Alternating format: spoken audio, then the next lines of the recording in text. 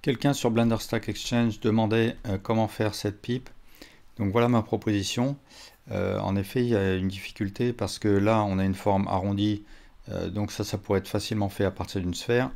Mais ensuite, ça part en forme rectangulaire. Et c'est là qu'il y a un outil comme le Loop Tools Bridge qui peut être intéressant. Donc d'abord, j'importe l'image. Donc je vais mettre en lien la page en question. Et je lui fais faire une rotation de manière à ce que la verticale de mon tuyau ici soit à peu près alignée avec l'axe Z. Et ici, dans l'onglet Object Data, sous Empty, je vais cocher Opacity de manière à rendre plutôt transparent mon image. Ensuite, au lieu de créer une UV sphère, je vais plutôt utiliser un cube que je vais subdiviser. Ça va être plus simple ensuite pour retravailler la topologie. Et je rentre en mode Edit, je fais un clic droit et je fais Subdivide. Et là, il faut que je lui donne assez de topologie pour pouvoir après pouvoir l'utiliser. Donc je vais faire 3 coupures et je vais mettre la valeur Smoothness à 1 de manière à avoir un arrondi. Après, avec Alt Z, donc je me suis mis en transparence. Je vais sélectionner toute cette partie et je vais la supprimer, donc X. Alors, il ne faut pas que je sélectionne ça. Et ça, je peux faire un SZ0 pour l'aplatir. Et je vais faire une extrusion sur Z.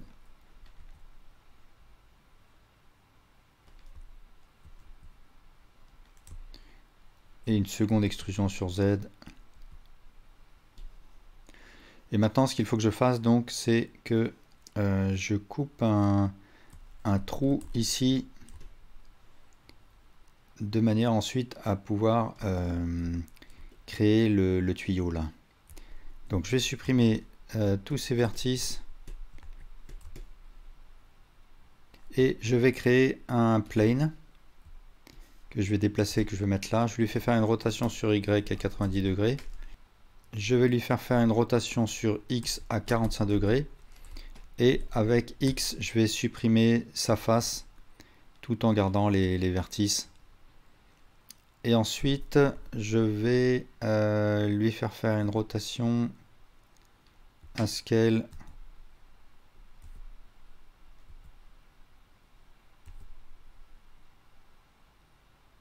Et je vais faire un bevel, donc un CTRL B, et je presse sur V pour faire le bevel des vertices.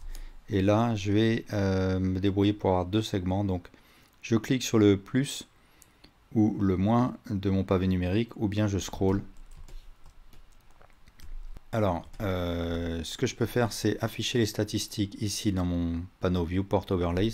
Ce que je peux voir, c'est que si je sélectionne mon plan, il a 12 vertices, tandis que là, mon trou a 14 vertices. Bon, c'est pas forcément un problème. Ce que je vais faire, c'est joindre les deux. Donc, je sélectionne les deux et je fais un clic droit et je choisis Loop Tools. Donc, il faut avoir activé l'add-on qui s'appelle Loop Tools, qui est compris dans Blender. Et là, je choisis Bridge. Et j'ai une triangulation ici qui n'est pas forcément gênante. Si elle est gênante, on pourra toujours créer un edge supplémentaire. Donc à partir de là, je peux faire une extrusion. Alors je vais me mettre en transparence avec Alt Z. Et ici, je vais déformer mon profil. Alors comme j'ai un triangle, il va falloir que j'utilise le knife. Donc K et Z pour couper en transparence. Et ensuite, je peux, si je veux, avec un CTRL B, et puis en repassant en bevel d'edge, créer un bevel. Et ici, je vais transformer la topologie. Donc, je vais activer avec O le Proportional Editing, et je vais tirer des vertices pour que ça corresponde plus au profil.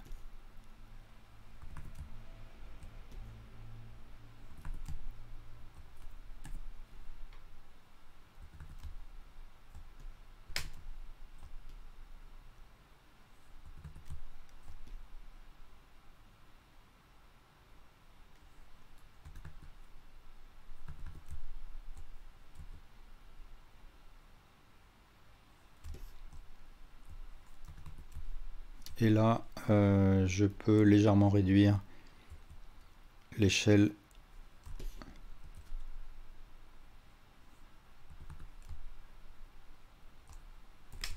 Là, je vais faire un GG. GG aussi. Et ici aussi, GG.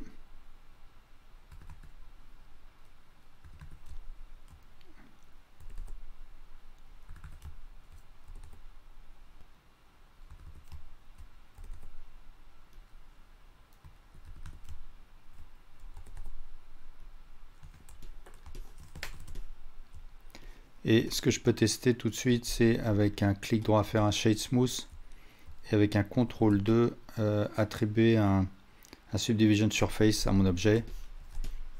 Et donc ici, si la triangulation est gênante, ce que je peux faire, c'est créer avec le knife un edge comme ça qui va aller d'ici à ici. Et je peux supprimer cet edge là, CTRL X.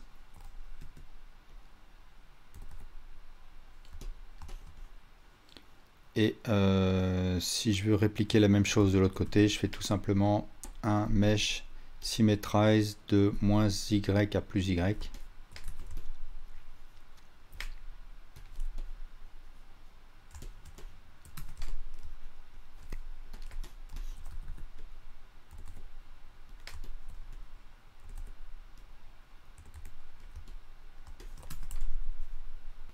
Alors là, je peux commencer à faire à donner de l'épaisseur à mon objet. Donc E, Enter, je fais un scale. Là, je vais rajouter un edge loop. Ici aussi. Ici, pareil. E, Enter, je fais un scale. Là, je rajoute un edge loop. Ici, je descends, donc E, Z. Je rajoute un edge loop ici.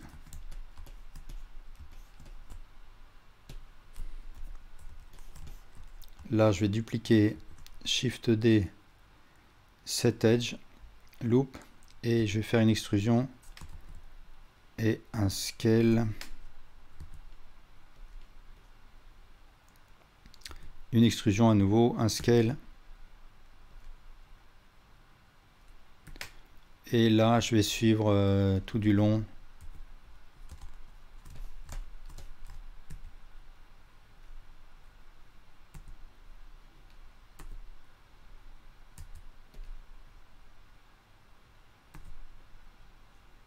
Et ici, enfin, je vais faire une extrusion, Enter, un scale, une extrusion. Ici, je vais peut-être faire un bevel, CTRL B. Alors, je vais presser sur V. Alors là, je dois avoir un problème de normal, j'imagine.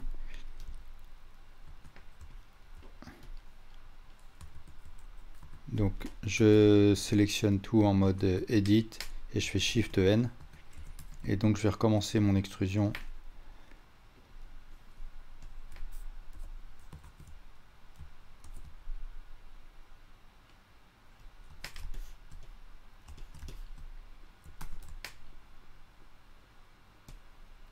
Et ici, je vais faire une extrusion, un scale. Alors ici, c'est probablement aplati sur Z. Donc ce que je peux faire, c'est sélectionner tout ça et faire un SZ.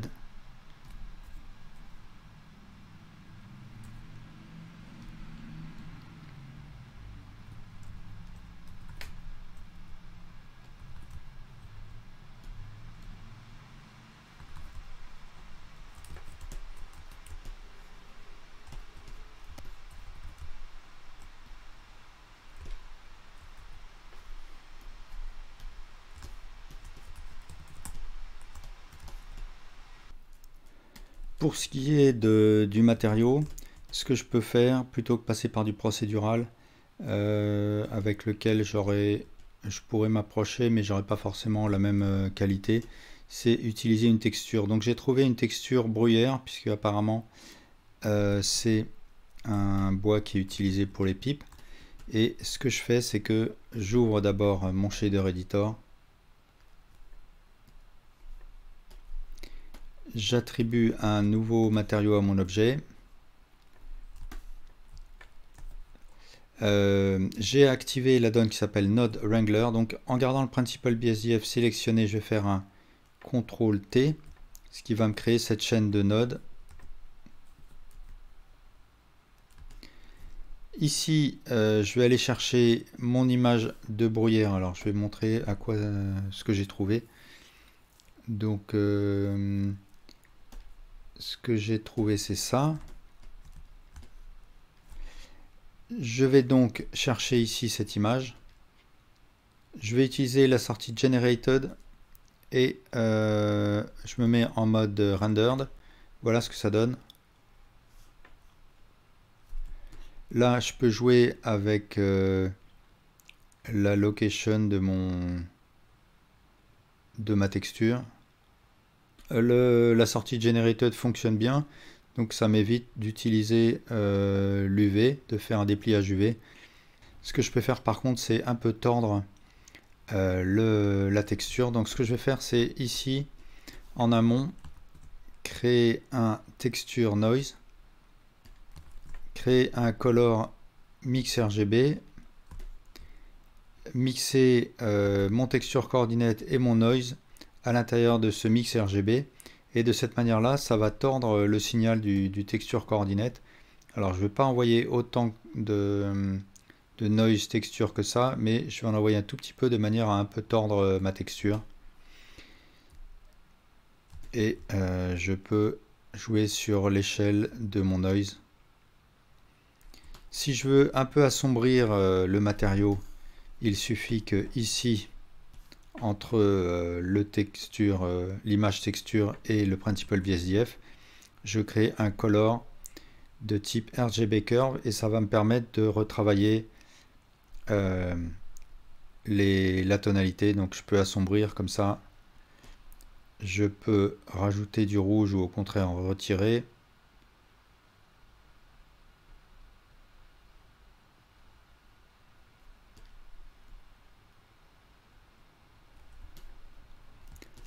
J'ai besoin d'un peu plus de réflectivité, donc je vais baisser la valeur roughness.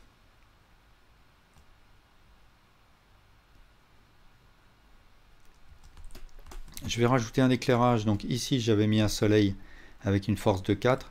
Je vais dupliquer cette lampe et la transformer en area, auquel je vais attribuer une force de 300 watts par exemple. Je vais augmenter son échelle et en vue de haut je vais la mettre par là, lui faire une rotation, histoire que mon objet ait quelque chose à refléter.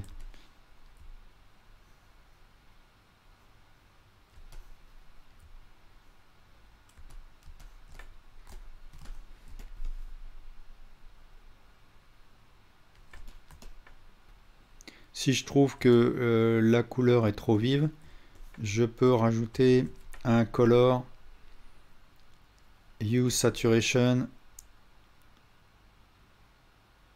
et baisser la saturation un petit peu.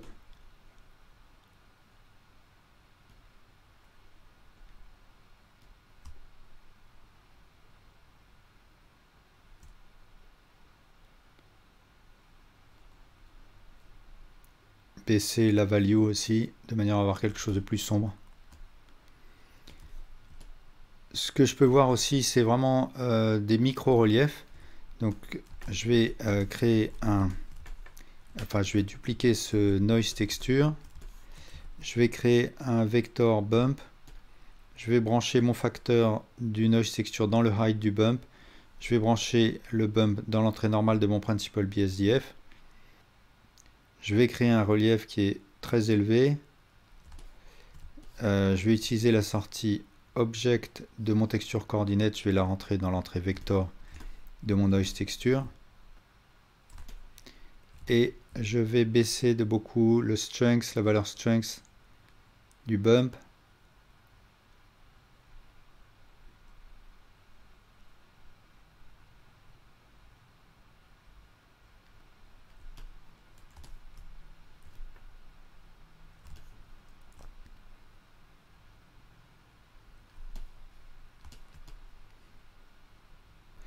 que je peux faire aussi, c'est donner à cette seconde partie une autre teinte. Donc ici, je vais créer un nouveau matériel. Je vais faire un copy material et ici un past material. Alors il faut que je clique sur new d'abord et ensuite past material. Et là, je vais l'appeler bake par exemple. Et pour ce bec, alors je clique sur assign.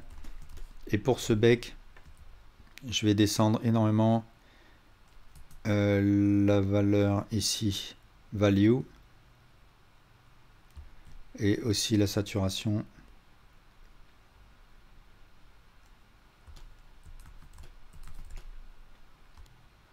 Voilà, et bien merci pour votre attention.